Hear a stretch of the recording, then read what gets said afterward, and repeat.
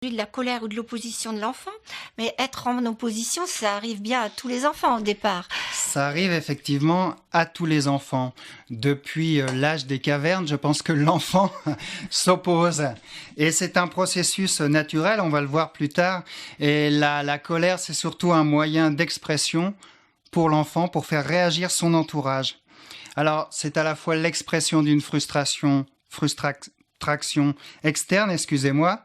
L'enfant ne peut pas atteindre son but. On l'empêche de faire quelque chose, attraper un objet dangereux, par exemple, traverser la route. Donc, il est frustré. C'est une frustration interne. Il désire faire quelque chose, mais il n'y arrive pas. Alors, il désire attraper sa tétine, mais il n'y arrive pas. Parce qu'en fait, il n'en a pas l'habilité. Il se sent impuissant. Il n'arrive pas à assembler de Lego. C'est aussi une frustration donc interne, dans le sens où ça peut être en raison de son état de santé, un état grippal ou une douleur. Voilà. Alors ça va peut-être vous rassurer ou vous étonner, mais la colère chez le jeune enfant est tout à fait normale et naturelle.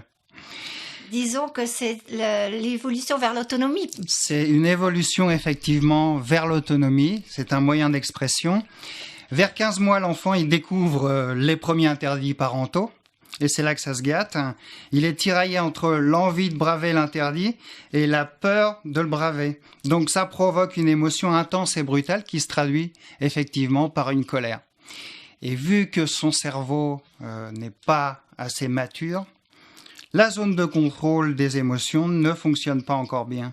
Donc parfois des manifestations qui sont impressionnantes, qui peuvent se prolonger pendant une demi-heure voire plus, des hurlements, des coups, des ruades. Vers 2 ans, donc, l'enfant identifie mal encore ses émotions. Il parvient pas encore à les exprimer en mots. Donc, sa frustration va éclater en colère. C'est la phase du non, qu'on connaît tous, que vous connaissez bien avec vos petits-enfants aussi. Voilà, le petit enfant de 2 ans dit systématiquement non si on lui, Tout à fait. Si on lui demande quelque chose. Ouais. Donc ça, c'est excusez-moi, oui, c'est une phase tout à fait normale. Oui. Il faut pas la réprimer à tout prix.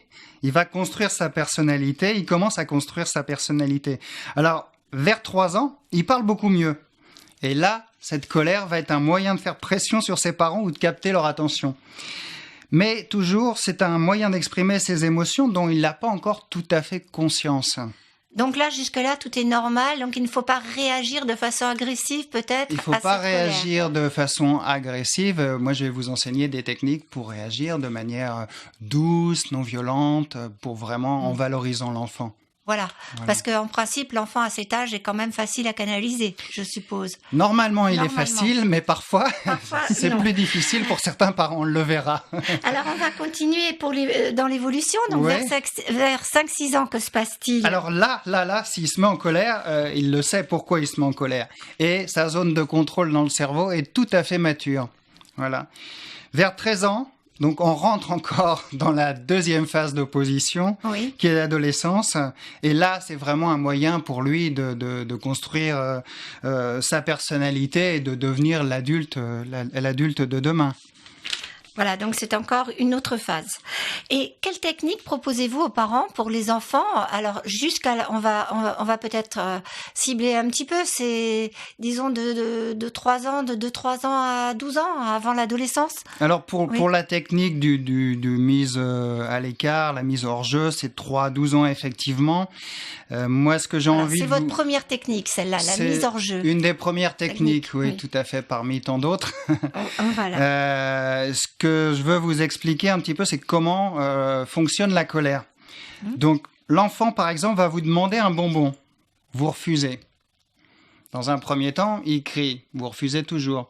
Il pleure. Vous refusez encore. Il se met en colère, il se roule par terre. Et là, par lassitude, parce que vous avez une journée fatigante de travail, vous allez céder. Oui. Tout à fait. Voilà, c'est classique. Alors, qu'est-ce qu'il apprend, l'enfant, d'après vous ? Qu'est-ce qu'il apprend par ce moyen-là ? Et bien que plus on se met en colère, plus on a ce qu'on veut. Voilà, il va obtenir les choses par la colère. Et le but de cette technique du time-out, en anglais, la mise à l'écart, c'est un peu comme un carton rouge sur un terrain de foot. On va mettre le joueur à l'écart qui a fait une colère, ça arrive aussi. On le met en dehors de la pièce si la colère nous monte trop au nez, la moutarde nous monte trop au nez nous-mêmes, ou alors dans un coin de la pièce. Il faut proscrire, et là j'insiste, la cave et le placard à balai.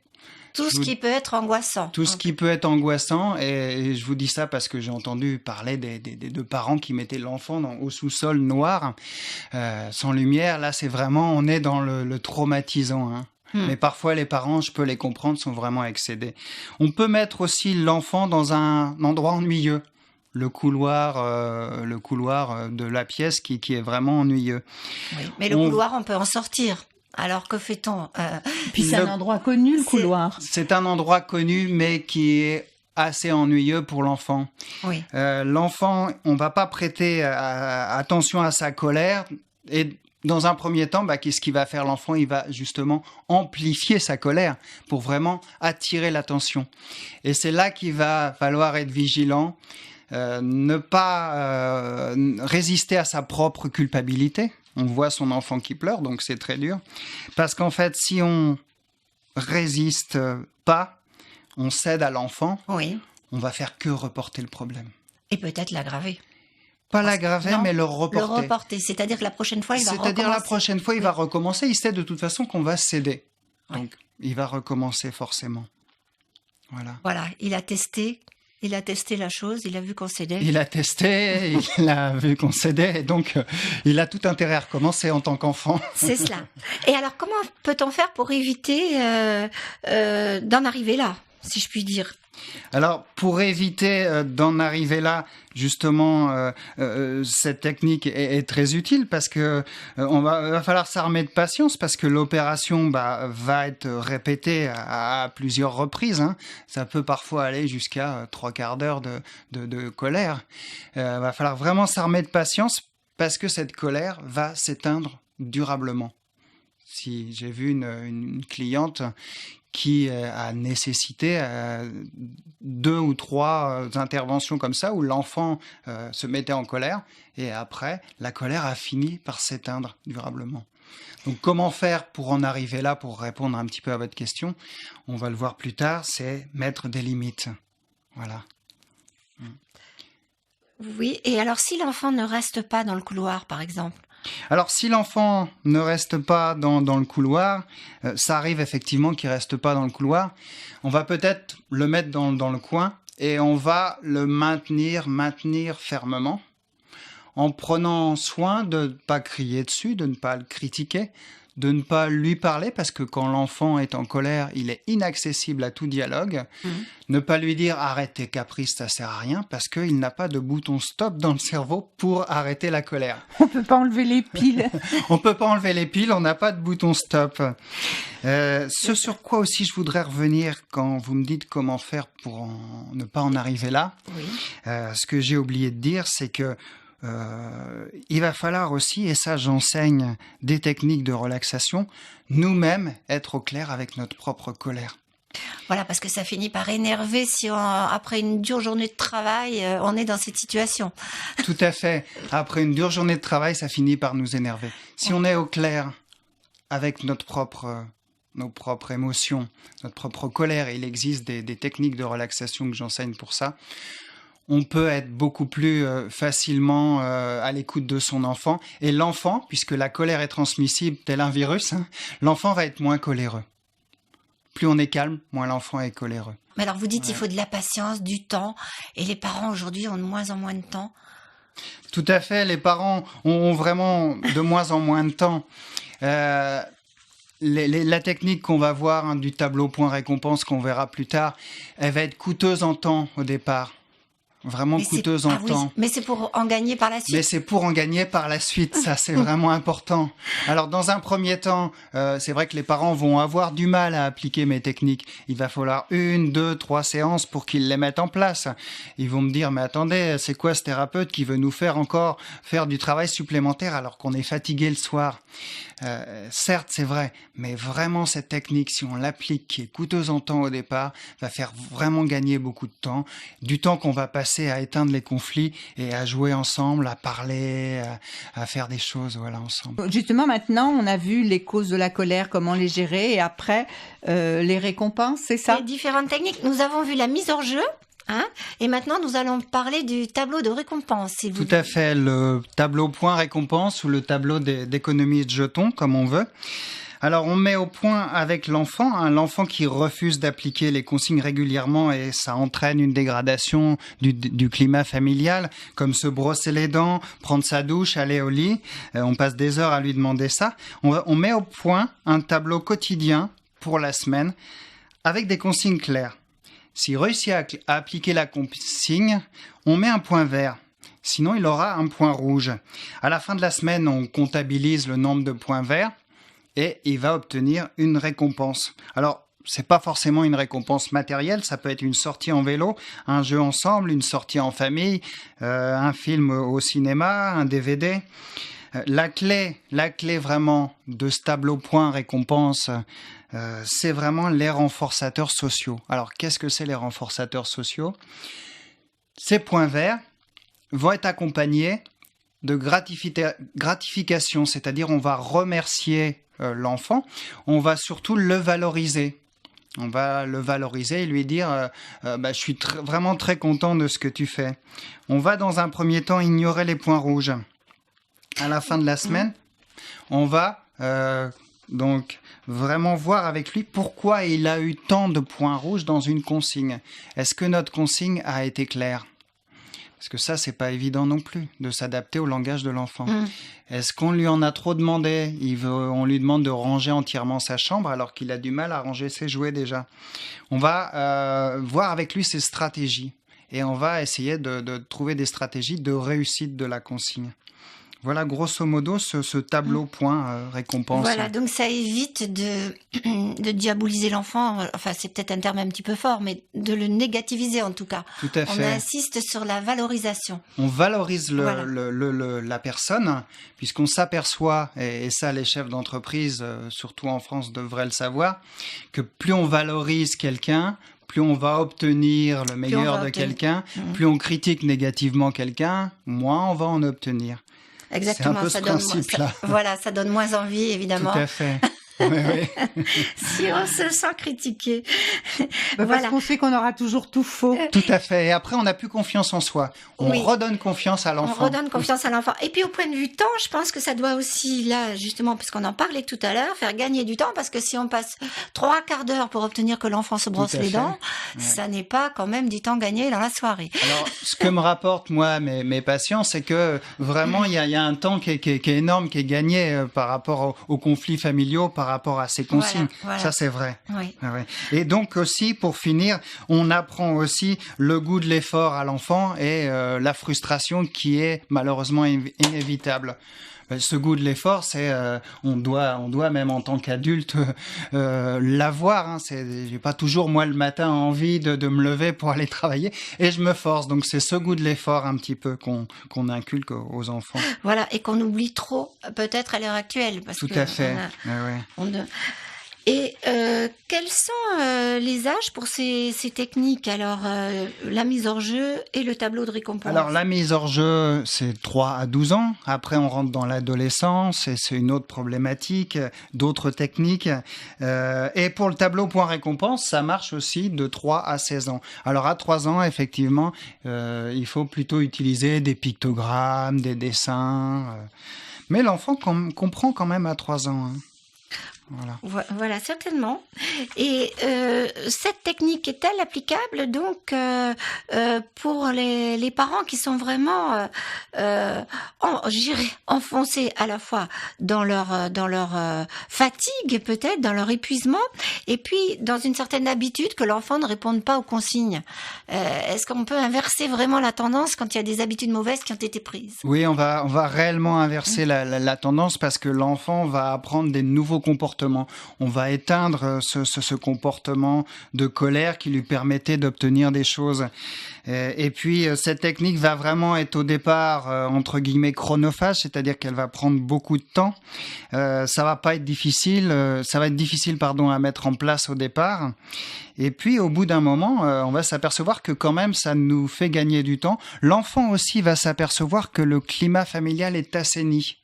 Il va s'apercevoir qu'il a des meilleurs rapports avec ses parents, qu'il joue plus, des meilleurs rapports avec ses frères et sœurs. Voilà, parce que tout ce temps va être perdu, gagnant-gagnant, comme on dit. Tout ce temps perdu peut être employé à jouer ensemble, par exemple. Tout à fait. Oui. Tout ce temps perdu va être employé à jouer ensemble. Voilà. Et une autre question, faut-il discuter avec l'enfant? Ça dépend de l'âge peut-être. Alors, en règle générale, il faut toujours discuter effectivement avec l'enfant, prendre en compte ses besoins. Mais il y a un principe qui est important, c'est celui de la verticalité. On est toujours, nous, garants des règles et de l'éducation et de la sécurité de l'enfant. On n'est pas copain-copain comme on peut le voir. On doit vraiment trouver la voie du milieu entre l'autoritarisme d'autrefois, où moi je me prenais des coups de baguette en fonction du nombre de fautes que j'avais fait dans ma dictée, des méthodes révolues et qui fonctionnaient très mal, et l'enfant tyran maintenant, à qui on donne tout. Donc vraiment cette voie du milieu, voilà. Le juste milieu. Le juste milieu, voilà. Toujours si difficile à trouver, mais... Ouais. Il faut s'efforcer de sauvegarder. Tout à fait. Alors, pour les parents, est-ce que cela s'apprend à communiquer sans violence? Alors, j'enseigne aussi une technique de communication qu'on appelle non violente ou sans violence ou bienveillante. Et elle va se composer de 4 axes. Dans un premier temps, on va faire une description objective à l'enfant de la situation sans jugement critique. Alors, un exemple. Je constate que tu sautes sur le canapé avec tes chaussures sales. Ciel. On va décrire nos sentiments. Cela m'agace et me met en colère. Effectivement. Oui. On va donner une description de nos besoins. J'ai besoin de propreté et d'avoir des meubles en bon état. Et on va formuler notre demande. Te serait-il possible de descendre du canapé? Alors pourquoi on dit te serait-il possible alors qu'on a très envie que l'enfant sorte du canapé? Parce qu'on laisse le choix à l'enfant. Et on s'est aperçu que si on laisse le choix à l'enfant, dans le cerveau, il va être plus incité à obéir. Donc c'est un petit subterfuge. Subterfuge voilà, une petite pour astuce. Pour l'inciter à le faire. C'est pas une baguette magique. Ça va pas forcément marcher. Ce qui ne va pas nous dispenser de manu militari, de faire descendre l'enfant. Ah voilà, je pense, c'est la question que je me posais. Voilà. Mais on ne va pas crier, on ne va pas s'énerver, on va dire nos besoins, nos sentiments, et l'enfant a beaucoup plus de chances d'écouter. Dans la majorité des cas, il écoute. Et ça, c'est important. Voilà. Bien, et... Pourquoi un enfant va-t-il développer un trouble oppositionnel? Parce que on a dit que jusqu'à 2-3 ans, c'était finalement la normalité. Mais quand ça se perpétue... que ça dure. Pourquoi cela arrive-t-il? Alors pourquoi ça arrive? Ça arrive souvent parce que justement, on n'a pas appliqué ce principe de verticalité. Ou alors on n'a pas bien appliqué mes techniques, non, je blague. Mais en fait, l'enfant donc a vraiment besoin de limites. Il a vraiment besoin de limites parce que ça le rassure. On peut aussi trouver des troubles de l'opposition, et là, c'est un autre problème. Dans le cas de troubles mentaux, comme dans la dépression, le trouble de l'attention avec hyperactivité, l'autisme. Et à ce moment-là, il est important d'aller consulter un spécialiste pour un bilan diagnostique. Si toutes les techniques qu'on applique ne marchent pas, on est effectivement face à un autre problème. Pour vraiment que les parents diagnostiquent le trouble de l'opposition avec provocation, il y a un manuel qui s'appelle le DSM-4, un manuel diagnostique qui recense toutes les pathologies mentales dans le monde. Et il y a plusieurs signes cliniques que je vais décrire. L'enfant qui souffre de troubles de l'opposition avec provocation perd le contrôle de sa colère, s'obstine et argumente avec les adultes, défie les consignes et les règlements, ennuie délibérément les autres, blâme les autres pour ses erreurs et ses mauvais comportements, est facilement dérangé par les autres, est souvent irrité et souvent rancunier.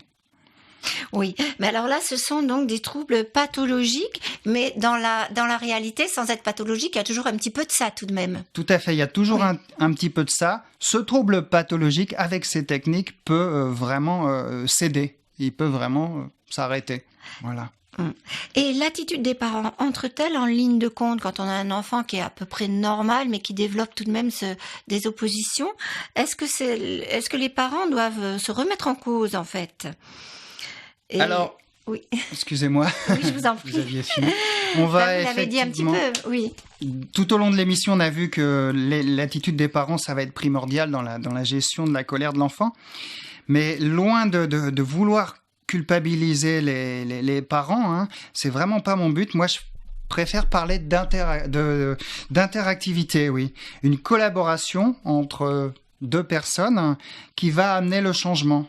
Les parents, effectivement, vont être acteurs du changement, mais l'enfant aussi, hein, va être acteur de son changement. Avec ce tableau point-récompense, il va changer son comportement pour obtenir des récompenses, mais aussi parce qu'il va voir que le climat familial est beaucoup plus propice, qu'il peut plus jouer avec ses parents. Donc il y a une interaction entre parents et enfants. Voilà, c'est Voilà. une personne déjà, hein. Françoise fait. Dolto l'a dit, l'enfant Oui. est une personne, Oui, donc oui, oui. il y a cette interactivité, il s'agit de respecter l'enfant en quelque sorte. Tout à fait, respecter l'enfant.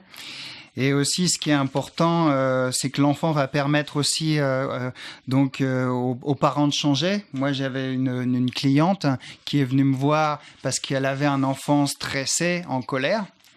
Je me suis aperçu qu'elle aussi était stressée, en colère. On a travaillé sur son stress et la colère en face à face sans l'enfant. Et après, je lui ai demandé, et l'enfant, quand est-ce qu'on le voit? Bah, l'enfant, il a plus de problème, il est calme maintenant. Donc, on n'a pas travaillé avec l'enfant. Voilà. Voilà. Donc, nous vous remercions, Emmanuel Boudier, de nous avoir donné ces quelques idées. Hein. C'est moi aussi qui vous remercie de m'avoir invité dans cette émission.